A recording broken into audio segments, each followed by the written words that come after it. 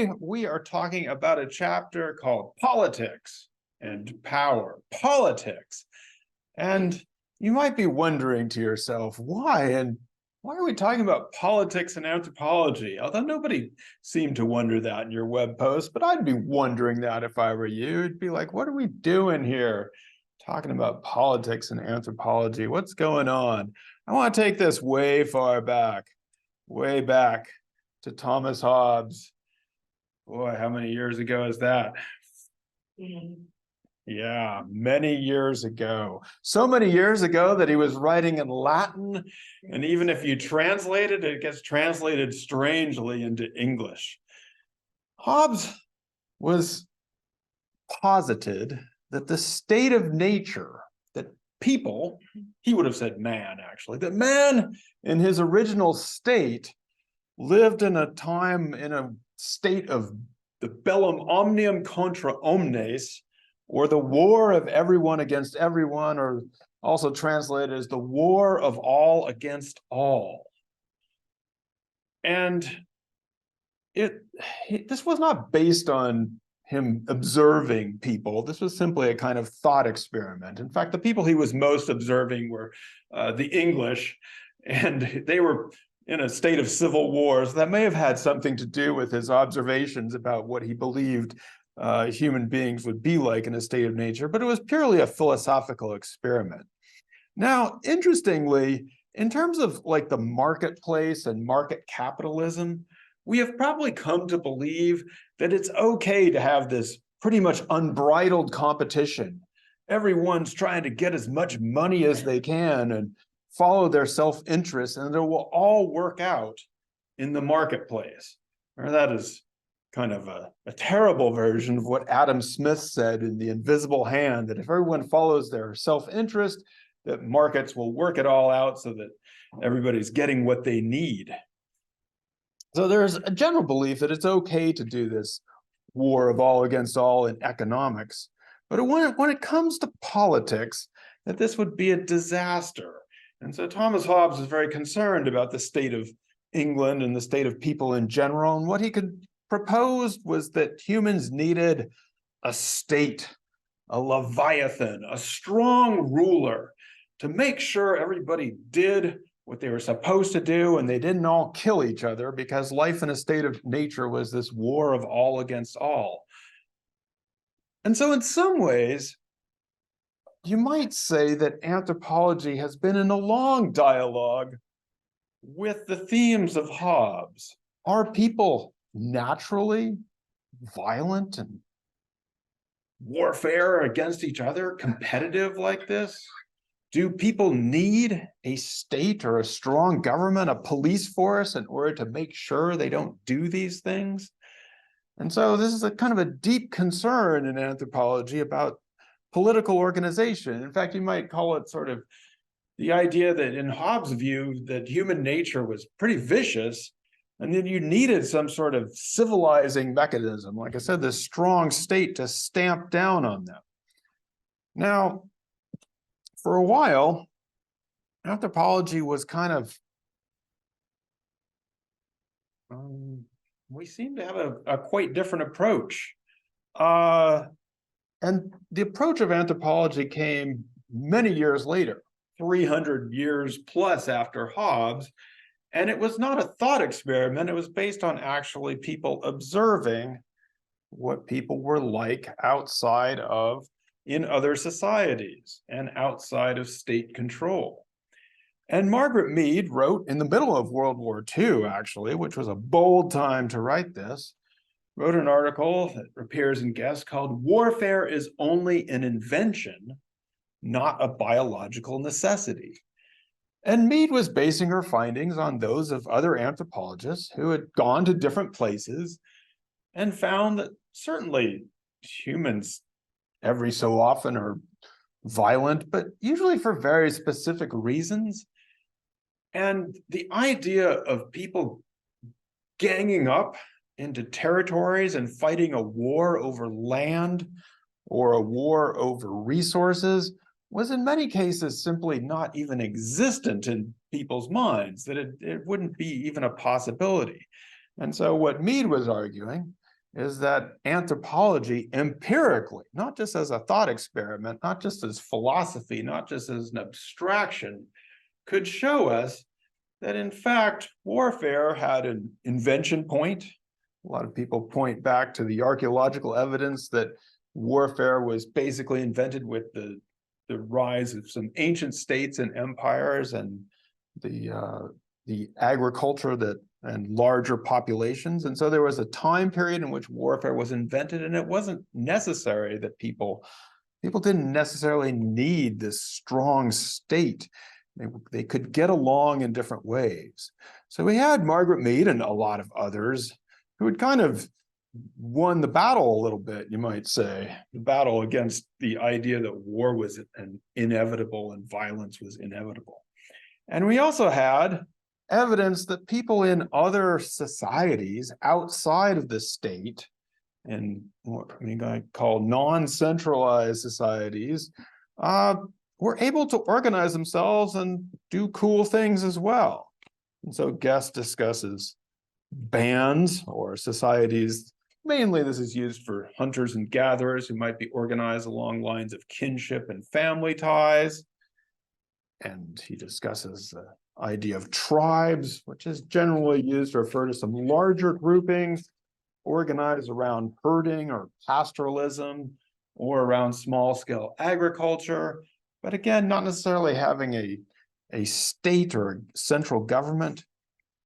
Chiefdoms, which are, again, larger, even groupings and might be more centralized. It might have a big person, a big man who serves a redistributive function, but does not necessarily have coercive influence over others.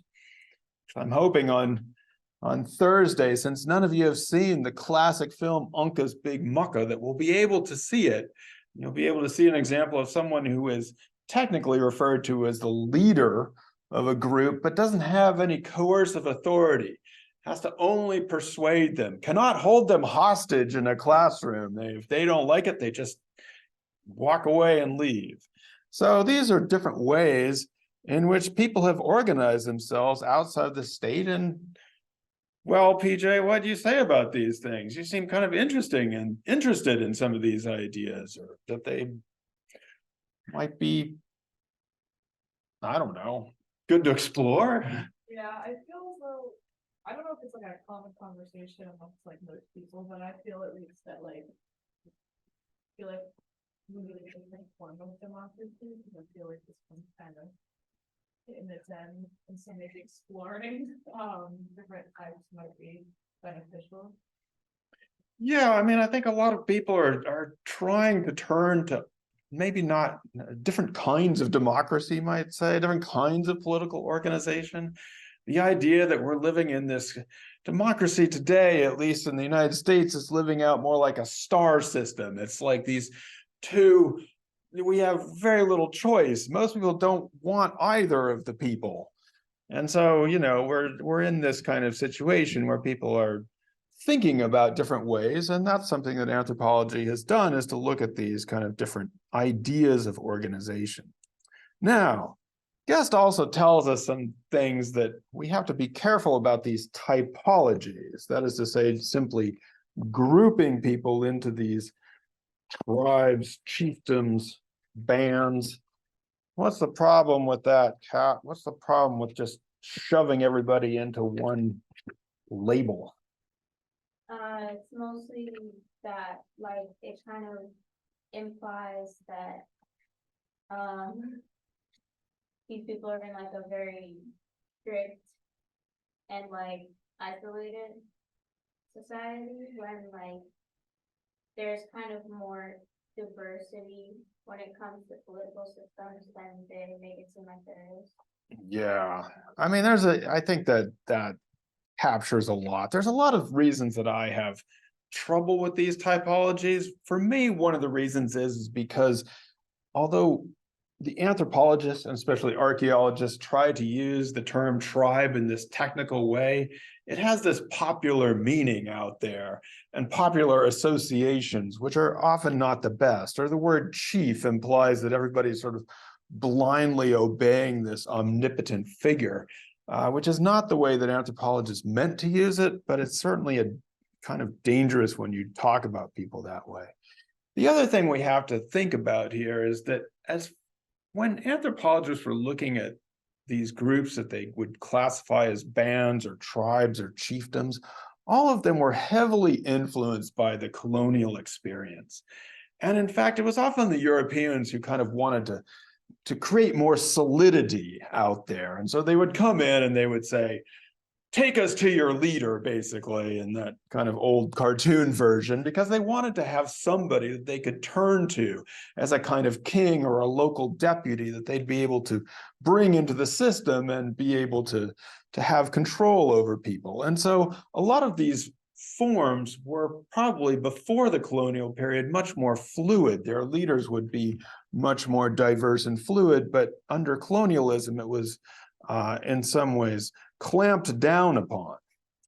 Now, I think these terms can be used as long as we're just careful to realize that often this is kind of, it's not a hard and fast rule. They're more like a continuum of various political forms, and that groups can go back and forth between these, and individuals can participate in different ways.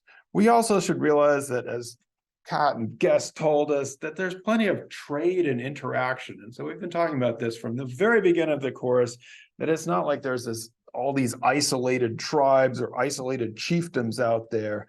They interact and trade with each other. In a recent book, which I don't know if I've mentioned this to you, A New History of Humanity by David Graeber and David Wengrow, called The Dawn of Everything, they examined these categories again and brought even reintroduced us to the idea that some of these political categories would change seasonally. So in the winter, some of these groups would look maybe more like bands and be in small units, but in the summertime, they'd come together in these much larger groups. And so this was a pretty interesting idea, which again plays havoc with our idea that people are locked into these categories. I think for Graeber and Wengrow and others, I mean, we can still look at these societies and look to others for this sense of possibility and how to organize without necessarily trying to lock people into this idea that they have to be, that all people in chiefdoms are going to be obeying a chief. And on my last version of the history of anthropological thought, I assigned this book and we read all the way through it. I pondered pulling it out for you again next semester, but we're going to be reading something else, something different, but we'll be playing with ideas like that. Amy cannot wait for that class, I'm sure.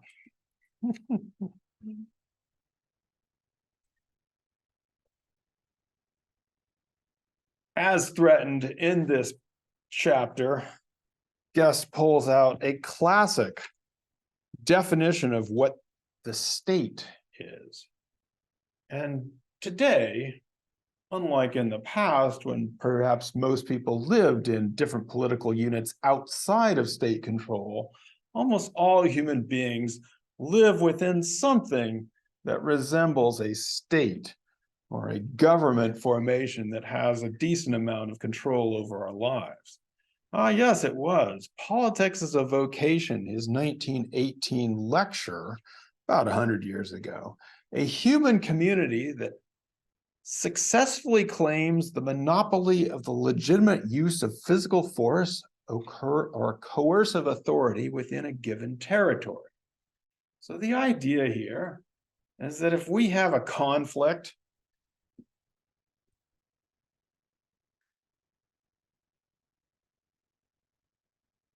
PJ decides she doesn't want to be a hostage anymore and comes over and hits me and storms out.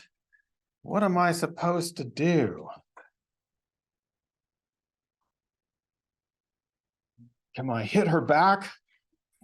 No, I cannot. I'm not supposed to. I'm supposed to call in the people who have legitimate use of physical force. I do not have legitimate use of physical force. Now, I might, if PJ is barreling down on me, I might be able to, try to but I'm not supposed to retaliate, you know what I mean?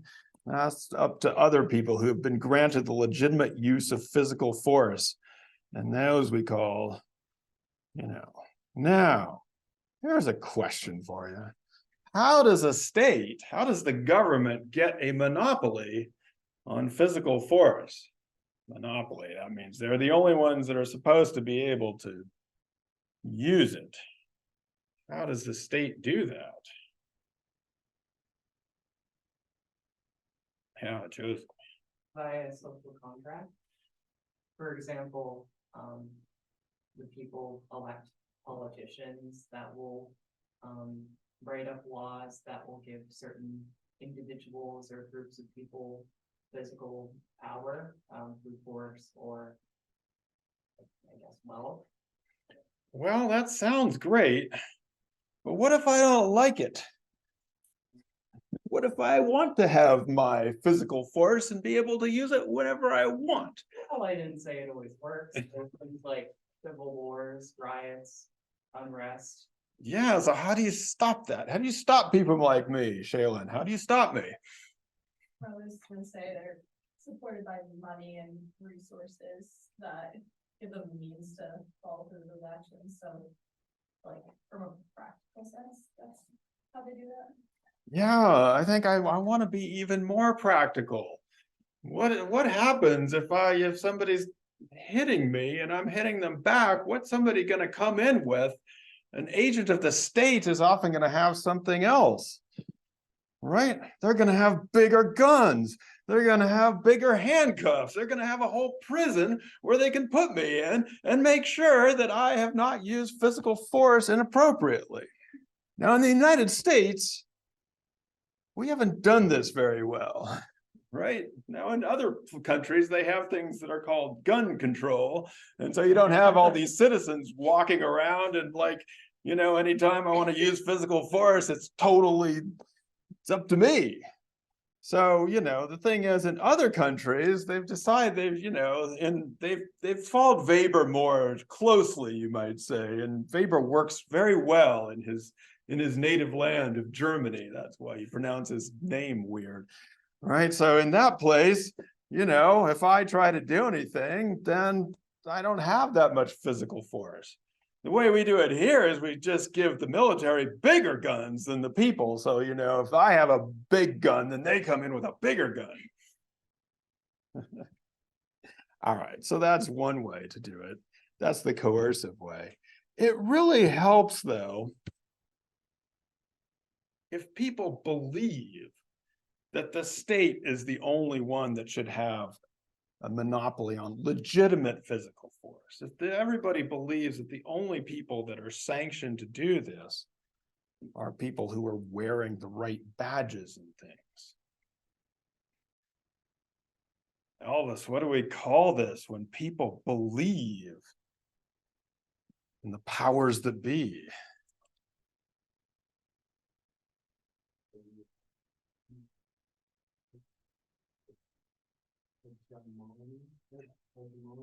Hegemony, yes. Yeah, I don't know. I think you might be pronouncing it correctly. I've never, you know, who knows how to pronounce it. But yeah, there it is coming back to us. Thanks, Amy. Hegemony. You want to have people accepting. Even if you're in jail, you're like, yeah, I did something bad. Put me there because I deserve it. You know, it's good to think that, or it's good to have people believe that objectively, only the people with certain kinds of badges and should be able to do things. Now, in recent years, months, we might wonder if the anthropological perspective on things has been seriously undermined. Are we at a time of Thomas Hobbes striking back against us? So, if you look at the picture at the front of this chapter, there it is. Ukrainian person who, or no, it's actually a picture of a Russian person who supposedly was protesting the Ukraine thing, although I think there's a backstory there too. That might have been a stunt. But anyway, so it was interesting to me when in the third edition of Guest, the last edition, he published it right just as COVID was coming out. So he didn't even have a chance to talk about COVID. So I signed that for a while, but then I gave him a rest for like 2 years. I'm like, Guest, you have to catch up with the world, you have to. So I gave it a rest, taught some other books. And then he came out with the fourth edition. He's like, I got COVID.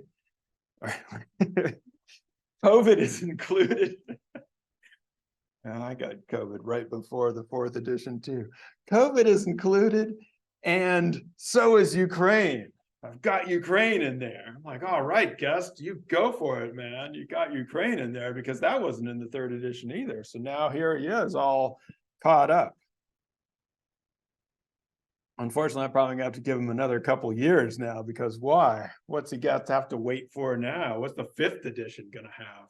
Israel and Palestine? Yeah, that's the problem with trying to catch up in anthropology. You can never catch up because the next thing happens. He does have this sentence, which I think is probably, a good way of saying that, how do we as anthropologists keep insisting that warfare isn't a biological necessity when it seems like when we look around the world, when we look at today's world, that it doesn't seem like violence is just sporadic, it's permanent, it's always out there. So it's hard to keep insisting, but I'm going to keep insisting that anthropology still insists that in fact violence is not natural to human beings. And Guest goes into the chimpanzees and the bonobos for a little bit to give us some chimpanzee and bonobo stuff. Anybody know about these chimpanzees and bonobos? I'm calling Dr. Anderson. You can call in whoever you need to. You can call in what you've learned, hopefully. That's what I'm asking. What have you learned about chimpanzees and bonobos? If I say chimpanzees and bonobos, what are the most stereotypical things you think about these two species?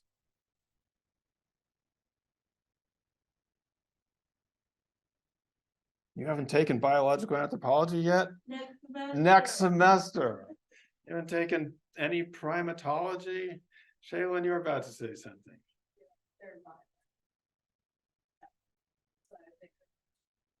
Chimpanzees do sometimes have they tend to be a little more violent. Bonobos, you haven't heard about the bonobos yet? You haven't looked at this picture of the bonobos having sex to avoid tension? They're really known for this. It's like the most stereotypical thing. You can look for them on YouTube. There's all sorts of videos of them doing this. They also have, as long as we're talking about this, they have an extremely broad sexual repertoire. As broad as human beings. They do all kinds of things. All kinds of rubbings and stuff that are just it's like I said, it's pretty extensive. Now, some of this is an artifact of zoos. Apparently, bonobos do not do this as much in the wild, but if they're bored, that's what they do. And they're sitting around in zoos, and they do it also to relieve tension. And in zoos, when they're held hostage, they are also given food, and food creates tension. And so if you give them a bunch of bananas, all of a sudden they're like having sex to diffuse tension. But the point of the matter is chimpanzees, when they're bored, they're often beating each other up. So, the point is, wait, what was the point? The point is, actually the chimpanzees and bonobos are also, interestingly, equidistant, evolutionarily speaking, from human beings. That is to say, we split off from a common ancestor at about 6 to 8 million years ago. And then there was a later speciation at about 1 to 2 million years ago between chimpanzees and bonobos. So if you're inclined to think that humans are naturally like hippie sex-like, you go with the bonobos. If you're inclined to think that humans are naturally violent, you go with the chimpanzees. But the truth is, both of them are equidistant from human beings. You'll find out this next semester in biological anthropology, I hope. Then you can report back to me. Whether or not violence, I mean, some forms of violence obviously occur in all human societies. There's going to be arguments about how much violence there is. Warfare, that people go to fight against each other in an organized way and try to capture resources or territory or massacre each other, is definitely an invention. That is to say, it occurs in the archaeological record at a certain time period, about 12,000 years ago, more or less. It does not occur before that. After that, it comes and goes, but it's not a feature of all societies, but it was definitely something that came about. The other thing that tells us that violence is not a natural state is that even the people who we might think are the most naturally violent, those young men who look the most like chimpanzees, you need to train them in order to participate in organized violence. It takes a heavy amount of training. It often takes drugs, discipline, all of these things. These things are often carried out, or are carried out for the most part by states or state-like organizations. And the other thing is that oftentimes, even with this training, if they have been in a battle or been in a war, they often come back with severe trauma and scars and need therapy for what's happened and what they've seen. And so again, this is evidence that this is not something that people naturally do, or that is something that they will do without some serious authoritarianism. And that's why, we should be careful with words like holding people hostage, because, those are things that people do to each other, but they're under very, very harsh circumstances. So when it comes to the state and this idea of violence and war, I think that we can say that the state is still very much in the business of physical violence and coercion. And, there have been some people, the people that I didn't show you, some people who have written some very long books claiming that violence has declined in human society. And I think at least the way I read Weber is, he didn't say that necessarily imposing a state or the state's monopoly on legitimate violence would result in a decline in violence. It just meant it would shift it onto the state. I think the group that has shown us this the most in the last decade or so is the Black Lives Matter movement, which has revealed how much the state really does exercise violence upon its citizenry, and differential violence, so that certain people are become the targets of state violence in an unfair way. So the state is very much still in the business of violence. I think that one of the great achievements of Black Lives Matter is to at least call into question the hegemonic idea that the police are always correct, the police are always right. Something that watch out for. The state is also very much involved in what Yes and others calls militarization. Militarization. Tiana, what does that mean? Militarization. What do we do with militarization?